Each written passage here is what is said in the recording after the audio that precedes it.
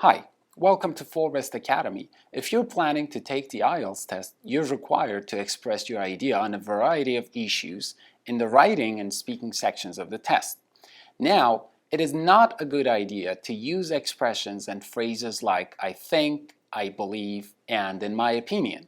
Here's the reason why. These are very simple, and naturally all of us learn them in the early stages of language learning. Definitely you're not going to impress the examiners by using simple phrases like these. So what is the solution? Well, there are lots of fantastic alternatives out there. Number one is I am convinced. A conviction is a strong belief. So when you say I am convinced, that means you strongly believe that idea. I am convinced that parents are the best teachers. I am convinced that morning classes are far more effective than evening classes.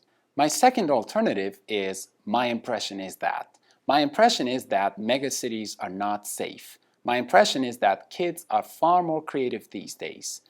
You can also say it is my impression that. Either way is fine. An equally important expression is my contention is that. The verb contend means to say. So when you say my contention is that, you're basically expressing your idea. My contention is that the past does not equal the future. My contention is that the poor should be given subsidies. Expressions like my contention is that, my impression is that, and I am convinced are rather formal, so you can also use them in your essays.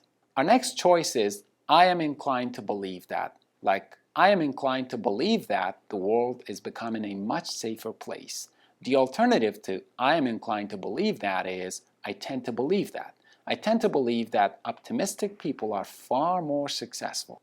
Last but not least is I am of the opinion that. You can use I am of the opinion that instead of simple expressions like in my view or in my opinion.